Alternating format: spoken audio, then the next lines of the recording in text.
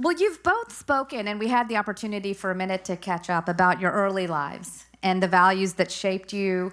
And you've quietly been involved in community for many, many years.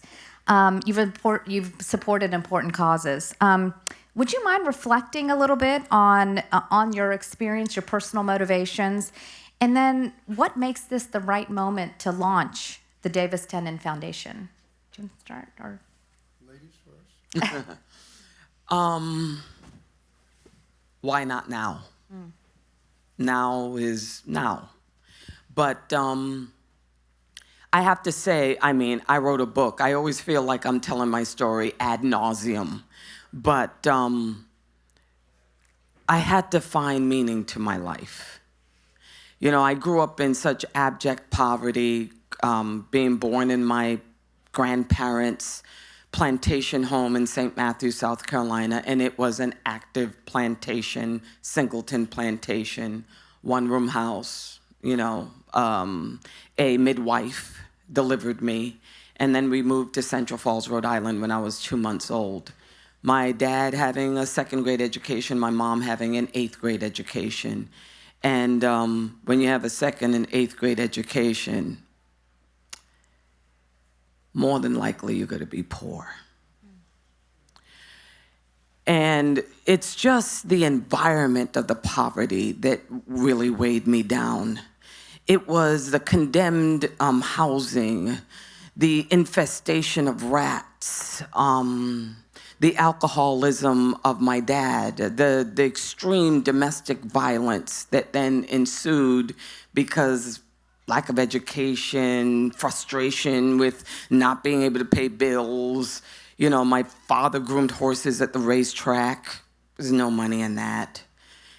When you're poor, more than likely you don't have a phone. You know, back in the day, you paid for long distance and all of that. You know, more than likely you're not always going to have heat or hot water. I very rarely remember hot water. And I was a bedwetter. That also happens with trauma. And where you going to get your furniture? You know, more than likely you're going to get it at the Salvation Army. We called it St. Vincent de Paul. Or you're going to get it at the side of the road. You know, those furniture you see people throw out on the side of the road, but some of them look just good enough that you say, oh, maybe I could take that home. We had a lot of that. And so that really made up huge part of my childhood growing up in Central Falls in 1965. And then on top of that, being a dark-skinned, wide-nosed, thick-lipped little chocolate girl, then in a predominantly white Catholic community, you're going to be ostracized. All of that was dead weight on me. Dead weight on my soul, dead weight on your vision of what you want to become. Dead weight on the energy to become it, and not having the ability at times to see it. So that is why the great Brené Brown always says that we are all worthy of love and belonging, as is now. But she also says we are wired for connection. Because without the connection of programs like Blackstone Valley Community Action Program, my mom would have meetings every other Monday right on Washington Street in Central Falls. And all they were poor, working poor moms who were all on welfare who said, we want after school programs for our kids. And so we got after school programs, but you know what they were? Nutrition and sewing. But it was good enough to get me out of the house and get me out of the extreme violence that I would be witnessing.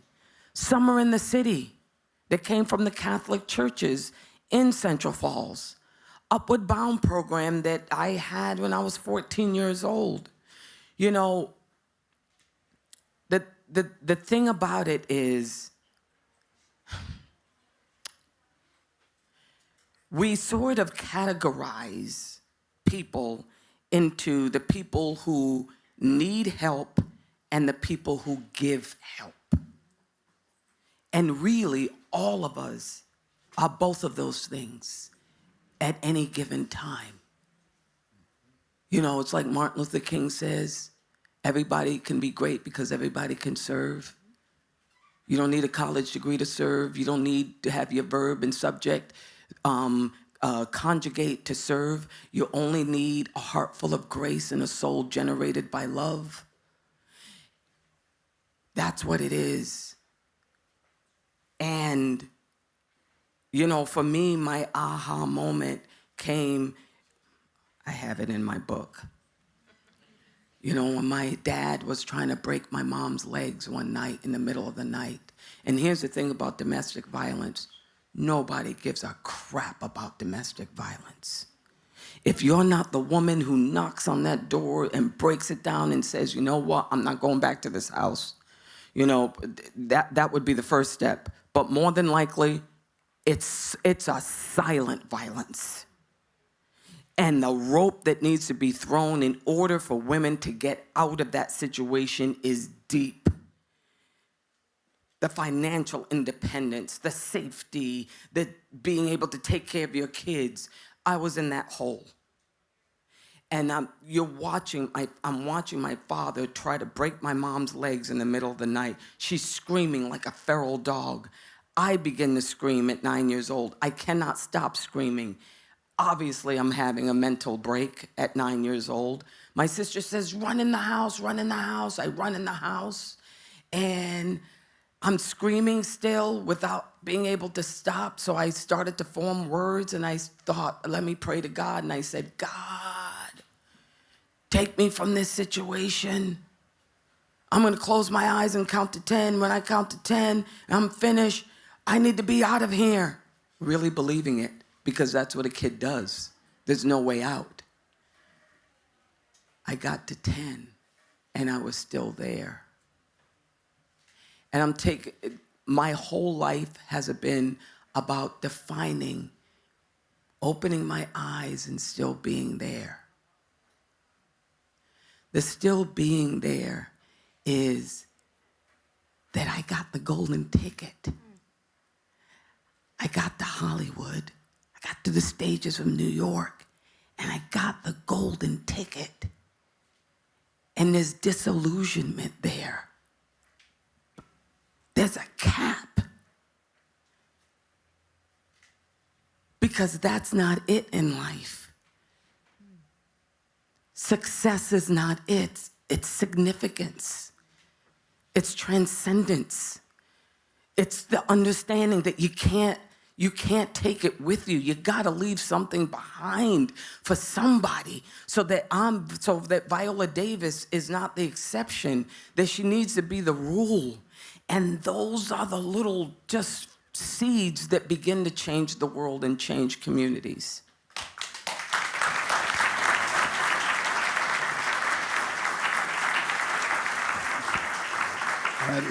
That's awesome, Viola. And you know, I'm born in Austin, Texas, from a poor family, challenged circumstances. But you know, my mom used to always say to me, why are you different? And I always used to wonder, why are you saying that, Mom? Why? I said, I'm not any different or whatever. And she said, there's something about you. I said, well, what it is about me is that I'm looking around at my family. I'm seeing a lot of hardworking people, really hardworking, trying to make it, doing everything they can to make sure we had everything we needed. But what I didn't see was a lot of dreamers. I had dreams of my life being different because I could easily see myself being stuck in Austin, Texas. Austin's a great city. Don't get me wrong, it's really grown. But when I was coming up, it was rural, it was small, and it didn't seem like there were a lot of dreamers with the folks I was around, but I was dreaming. And that propelled me, you know, in my journey. And I'm looking around and at other people, and circumstances, and by the time I hit my mid-20s, I was saying, I got to do something. I got to be more than just what's in my life, right? I got to start thinking about other people. I got to think about other things. And when I first started this whole thing with giving and all that stuff, what hit me, what really struck me, and I'd always thought about this as a little boy, because at the end of TV back in the day, there used to be TV would go off at midnight, and then there would be the Indian. There would be the lonely Indian. Oh, right. And then he would cry. Yeah, that's right. That tear stayed with me. And because of that, and because they were native on this land, I said to myself, wow, it shaped me. And so by the time I hit my mid-20s, I found an organization, St. Labrie Indian School in Arizona. I was like 25. I'm 71 right now. I've been given to that organization since I'm 25 years old. And so that was just that started my whole thing toward philanthropy, toward giving, toward thinking about being something more than yourself. You can't keep all this stuff for yourself. Because, they say the more you give away, if you're a believer, the more you give away, the more God gives back.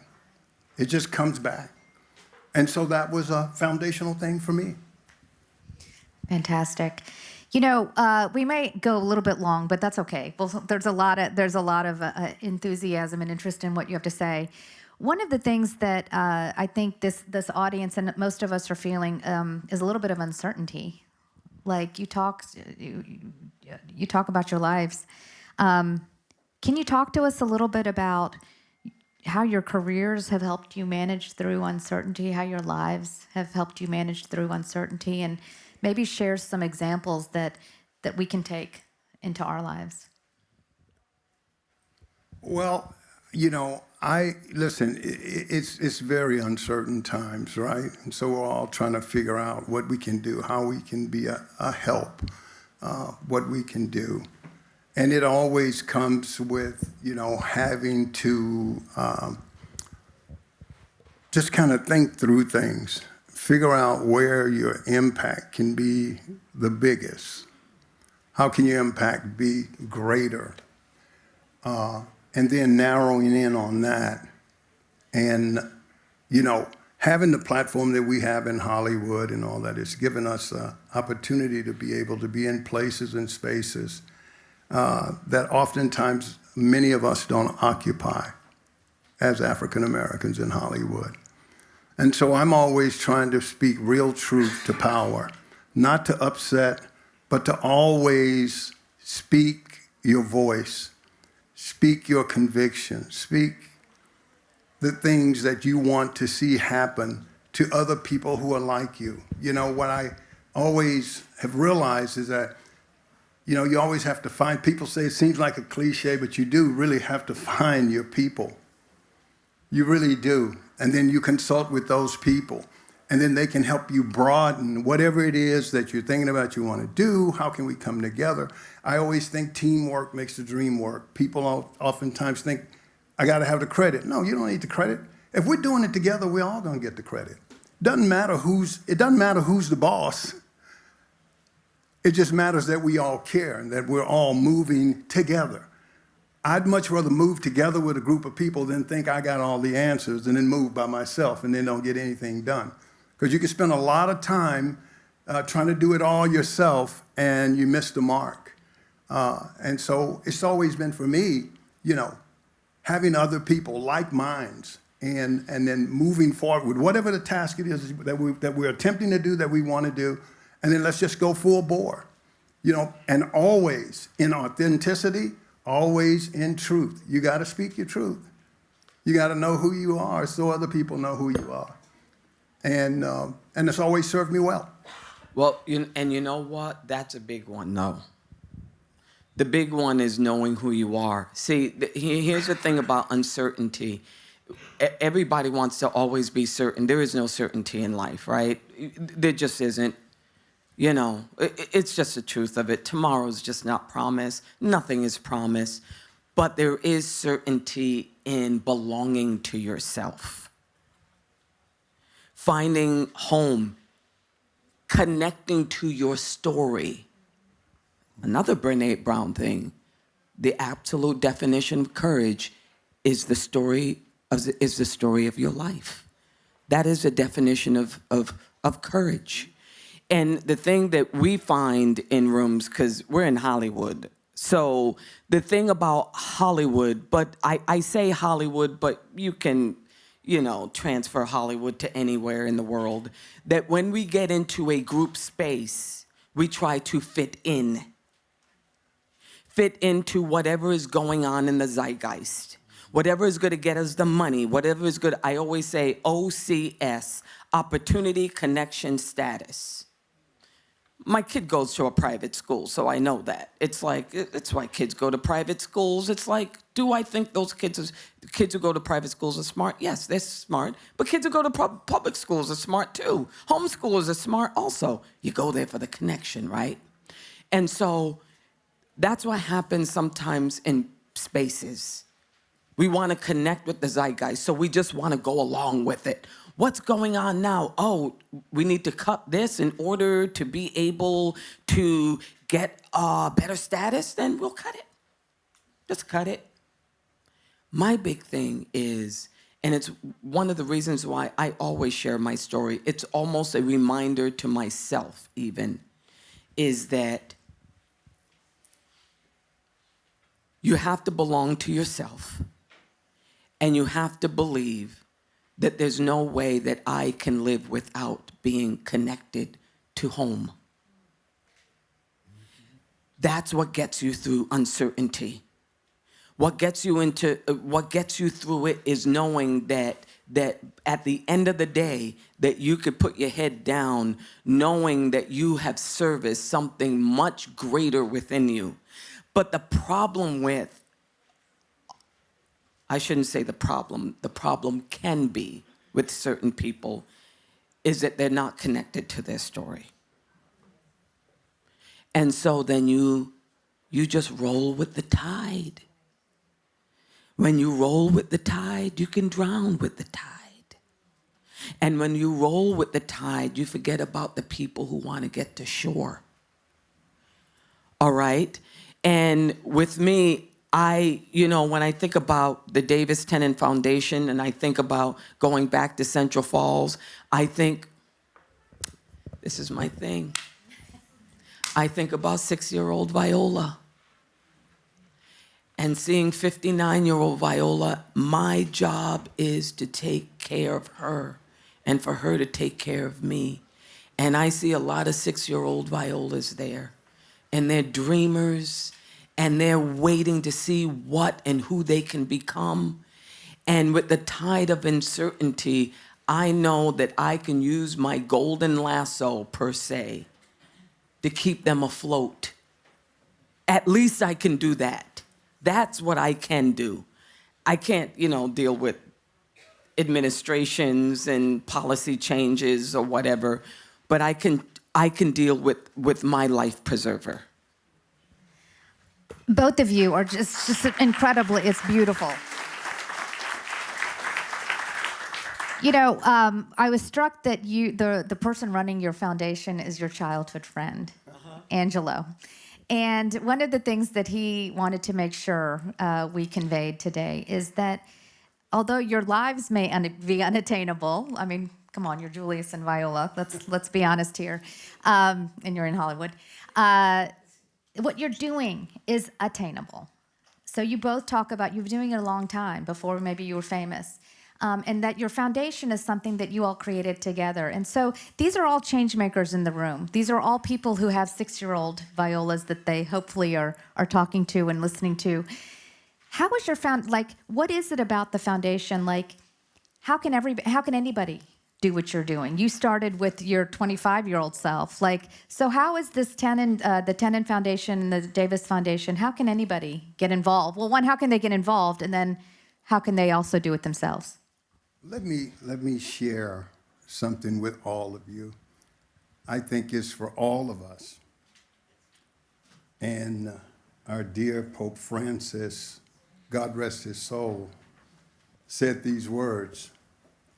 He said, we should live our lives with fidelity, courage, and love. Universal love, especially when it comes to the poorest and the marginalized. Those are his words. And for us at the Davis Tennon Foundation, we started this foundation because we knew what the needs were of this 1 square mile town. That's how big Central Falls is.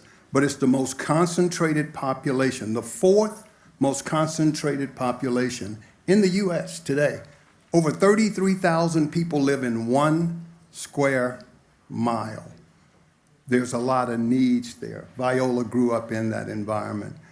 And to have Angelo, somebody who intrinsically knows the lay of the land and all the politics involved in all that, it was just really important for us to, what's the low-hanging fruit? We see how budgets are getting slashed, they're getting cut, they're whatever. But we were thinking about the things that are working in the community. Well, he knows those things because he's been there for 46 years. He started a charter school. He's dealt with the high politics, the middle politics, the low politics. He knows all of that stuff. So it was really great for us to have him there and figure out the things that we could do something for immediately. So there's always something you can do. It doesn't always have to be the big, giant thing. You just have to throw a stone in the water and the ripples start, right? And so that's what we're doing. Mm-hmm. Basically. I mean, listen, I'm a prime example. There is nothing about my life that said that I would be on that stage at the Kodak Theater in 2016 accepting an Academy Award. There was nothing in my life that, said I would have an Emmy and a Grammy and a Tony Award. There's nothing. It's like 6-year-old bedwetting Viola, who definitely had a level of PTSD, who definitely wasn't the beauty queen. And every single time people ask me, so how did you get here? And once again, if I were to be, I don't know. But I do know. It is, in the words of Tennessee Williams or Blanche Dubois, from the kindness of strangers.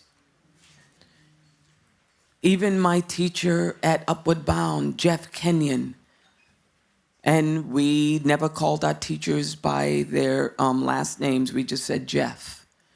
I could call Jeff in the middle of the day, and he would say, I'll be there. And he'd come inside of the classroom, walk into my science class and say, I need Viola right now. And the teacher would get pissed. And I would say, hi, Jeffy. And I remember my science teacher saying, you don't call him Jeff. And Jeff Kenyon said, oh, no, you back off. I told her she can call me Jeff. And I remember I stood up. I walked out. He talked to me for 10 minutes. I cannot say to this day what I talked to him about. But here's what I know. He was there. It's like Julius says, little ripples. Little ripples carry people and keep them afloat. But here's the thing that's really, really abstract, okay? Is you can't do it for glory. I mean, I know that, I'm in Hollywood or whatever, so it's probably more publicized if I get a foundation, but it doesn't have to be big. It really doesn't. It's just important to do it. Do it big? No, just do it. Do it small? Just do it. Do it beautifully? No, just do it. Just plant the seed. You don't know how the frig it's gonna grow, but just plant it. But I'm going to say this. It's the last thing I'm going to say because it's the biggest issue. It's keeping me up at night.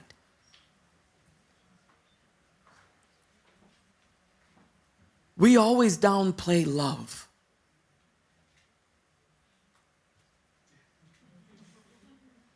I know when you're in a room full of very educated people and they're very smart, because I know a lot of you are very astute, the love thing seems reductive. But we never see love as an option. We see divisiveness. We see, I mean, any number of things, anger, cuts. Never love, but radical love. The kind of love where your investment in another human being is the goal. Even if they're growing in a way that maybe you would like for them to grow in another way, but they're growing. That we never see connection to each other as an option. Just let it be an option. Because the more it's an option, it's going to be like those little boys who were stuck in a cave in Thailand. Remember, each of those divers went down and they put them under anesthesia, and they took each and every one of them through like a mile of water and brought them up. Each one of them. I don't know how many of them. And they took their time. I don't know. I think it took days. But they took each and every one of them until all of them were saved. That's what we got to do. That's what your task is to do. It's a seed. That's it. Love. Plant the seed and water it and see it grow. Yeah. Ladies and gentlemen, Viola Davis and Julius Tennon. Thank you so much.